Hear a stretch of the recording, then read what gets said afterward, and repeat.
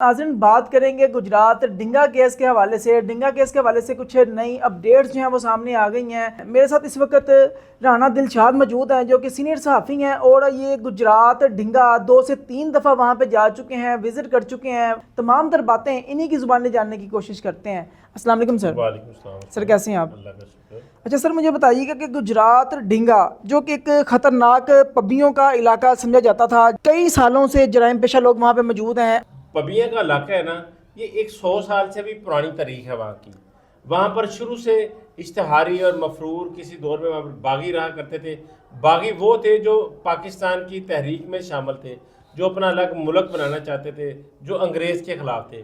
तो उस वक़्त से यहाँ वहाँ पर रहाइश का गाहें भी हैं, पनाह गाहें भी हैं। जो भी कुछ जुर्म करता था वहाँ पर जाकर छुप जाता था। अंग्रेज़ सरकार को वहाँ पर लोगों को निकालना हिंदू सरकार को ज़रा मुश्किल होता था, इसलिए वो महफूज पनाहगाह थी। जब आप वहाँ पर जाते हैं तो 16 किलोमीटर का एरिया ऐसा है कि आपके दोनों अतराफ में एक बहुत बड़ी सारी नहर है और जंगलात ही जंगलात है। वो रास्ता वो खुद एक खौफ की फ़ज़ा है। एक तो अख्तर गुजर का तो वहाँ पर खौफ है, इस इलाके का, इस रास्ते का एक अलग से खौफ है। फिर वहाँ पर आप भी मेरे साथ गए, आपने देखा कि कलाशनकोफ़े असला उठाए लोग फिर रहे हैं, पता नहीं चल रहा कि यार ये अख्तर गुजर का है या ये रासिब गुजर का है।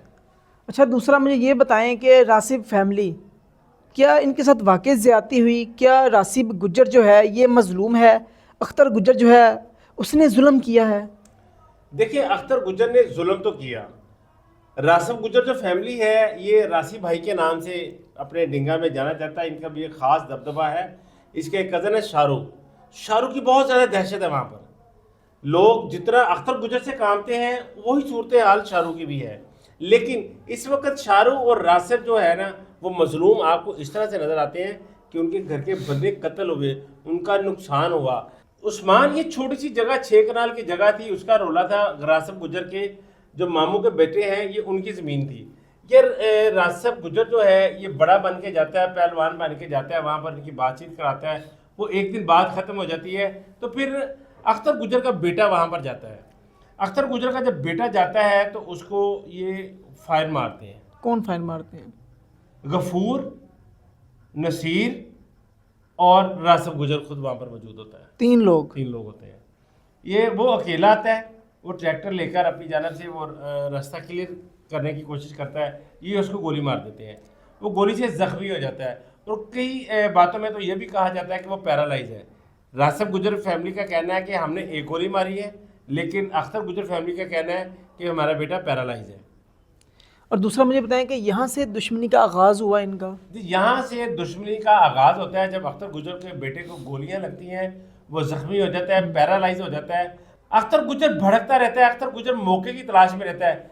जो मुकदमा दर्ज करवाया जाता है अख्तर गुजर के बेटे पर हमले का, फायरिंग का, 324 का, उसी के दौरान जब ये अदालत में पेशी पर जा रहे होते हैं, एक रासिब का भाई था आसफ, ये रासिब जा रहा होता है और एक इनका बहनोई जा रहा होता है। ये जब जा रहा होता है तो वो इस पर हमला कर देते हैं।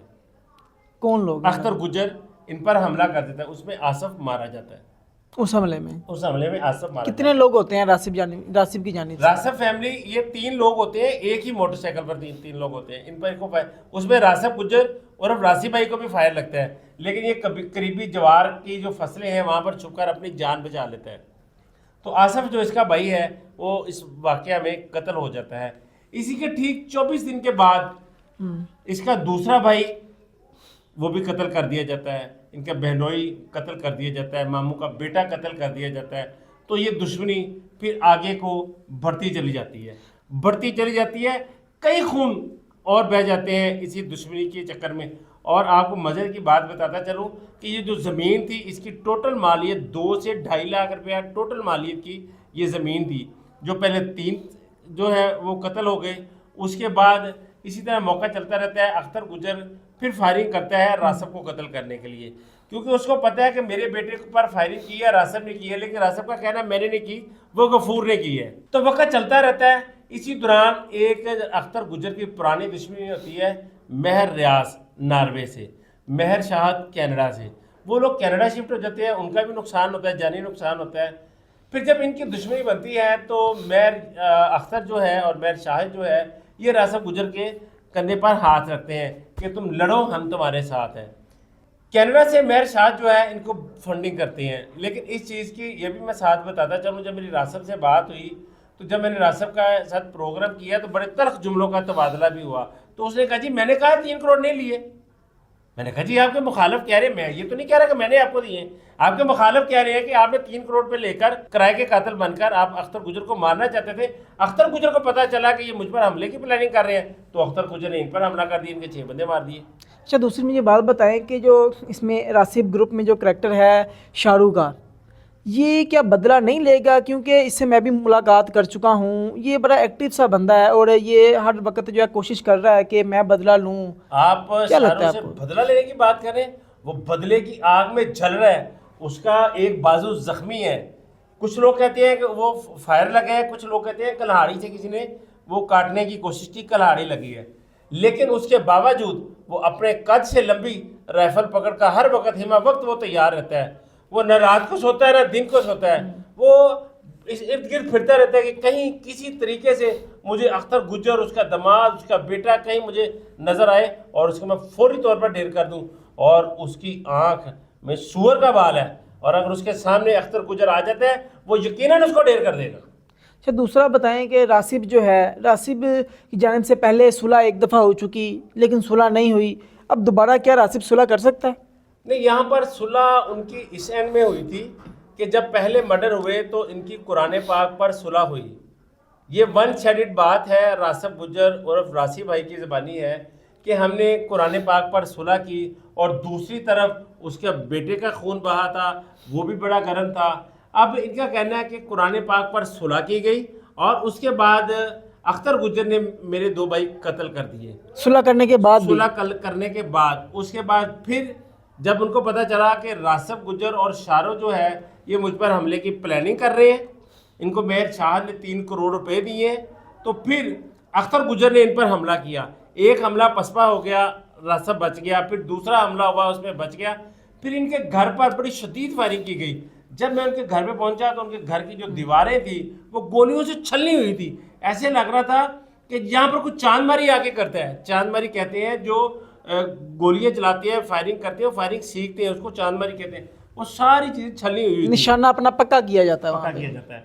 रासफ गुजर तो बच गया लेकिन रासफ गुजर का पूरा खानदान कत्ल हो गया, उसकी सारी भाभियां बेवा हो गई, 19 के करीब बच्चे यतीम हो गए। वो जो मामू की फैमिली थी वो भी रासफ गुजर के पास है, जो उसके फूफे के बच्चों की जो फैमिली थी उनके भी कत्ल हो गए, वो भी इनके पास है। जो रासफ के सारे भाई मार गए वो भी सारी फैमिली उसके पास है। रासफ अब इस दुश्मनी को लेकर बड़ा परेशान है।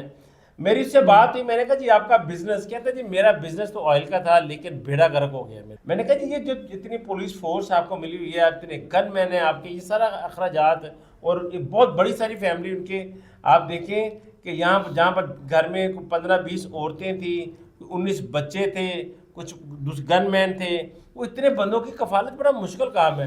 तो उसका कहना था मेरा एक दिन का खर्चा इस गांव में 1 लाख रुपया पर डे है। दूसरा मुझे बताएं कि शाहरुख जो है, जब स्टार्टिंग में ये केस सोशल मीडिया पे वायरल हुआ तो लोगों ने कहा कि शाहरुख जो है वो डॉन है, इसने भी बड़े कत्ल किए हुए हैं, ये भी क्राइम जो है उसमें हिट लिस्ट पे है, इसने बड़े क्राइम जो है वो किए हुए हैं। क्या समझते हैं कि शाहरुख का बैकग्राउंड क्या है, उसने कितने लोगों का कत्ल किया है? देखिए शाहरुख जवान बच्चा है, उसने अभी तक कोई कत्ल नहीं किया, लेकिन उसने अपने घर में लाशें गिरते देखी हैं, उसने जनाजे उठाए हैं, खून आलूद अपने भाइयों को, अपने कज़नों की लाशें उठाई हैं, अपने कंधों पर जाकर दफनाया, उसमें वो गमो गुस्सा है।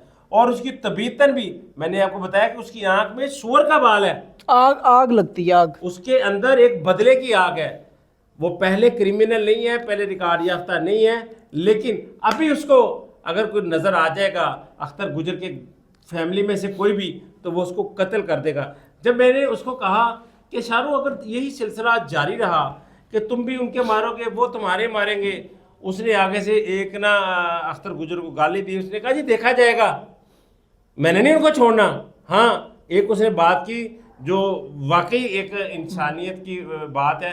उसने कहा मैंने किसी खातून के उनकी को बच्चे को मैंने नहीं छेड़ना, लेकिन उनका दामाद, उसके बेटे, वो खुद उसके भाई की औलाद, जो भी नजर आएगी मैं ढेर कर दूंगा। मतलब इस हद तक जो गुस्सा है उसके अंदर बड़ा हुआ है। हाँ। अच्छा, छोटे छोटे बच्चे हैं जिनके हाथ में राइफलें मौजूद हैं, उनकी पढ़ने की उम्र है, क्या उन बच्चों के हाथों से राइफलें जो है वो हटाई जा सकती हैं, उन बच्चों को स्कूल भेजा जा सकता है? देखिए जी, उनके वक़्त ने, मुकद्दर ने उनके हाथों में राइफलें दी हैं। घर के सारे मर्द ख़त्म हो गए हैं, एक वो रासब है, ये कज़न शाहरुख है, और उनके घर में बंदा ही नहीं है। लोगों पे आप डिपेंड नहीं कर सकते। आपने नारवाल वाक़या नहीं देखा, बाहर के गनमैन रखे, गनमैनों ने खुद अपने बॉस को मार दिया। तो और बहुत ज़्यादा अखराजात भी हैं। कोई रासब गुज्जर कोई बहुत अमीर लैंडलॉर्ड आदमी नहीं है, बड़ा एक मिडिल क्लास का बंदा है। दुश्मनी गले पड़ गई, वो उसको नभाने की कोशिश कर रहा है। उस बच्चों को उसकी राइफलें छीनी जा सकती हैं अगर उनको उनके कत्लों का इंसाफ दिलाया जाए, उनके जो दुश्मन हैं उनको गिरफ्तार किया जाए और कानून के मुताबिक उनको अगर सज़ा दी जाए, तो मैं समझता हूँ कि उन बच्चों के हाथों से राइफलें छीनी जा सकती हैं। अगर मुलजिमान जो है उनको गिरफ्तार नहीं किया जाता तो फिर क्या बच्चे राइफलें छोड़ेंगे? क्या बच्चों का फ्यूचर देखते हैं आप? नहीं, फिर बच्चे राइफलें नहीं छोड़ेंगे। फिर मैं समझता हूँ वो 19 बच्चे हैं ना, 19 में से 12 इतने दलेर निकलेंगे कि वो अपने बदले की आग अपने अंदर लेकर वो बड़े होंगे।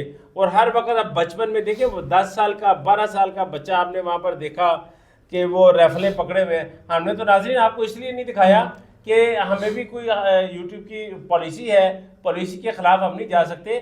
आप बिलीव करें, छोटे छोटे बच्चों ने राइफलें उठाई हैं और उनके कद से 2-2 फुट लंबी राइफलें हैं जो उन्होंने उठाई हुई हैं। जब उनसे बात की कि यार तुम, जब तुम्हारे सामने अख्तर गुजर आएगा तो तुम उसको कत्ल कर दोगे, उन्होंने कहा हम उसको इतने गोलियां मारेंगे कि जब तक हमारे दिल में जो दर्द है, आग है, वो ठंडी नहीं होती, दर्द ख़त्म नहीं होता, हम उसको गोलियां मारेंगे।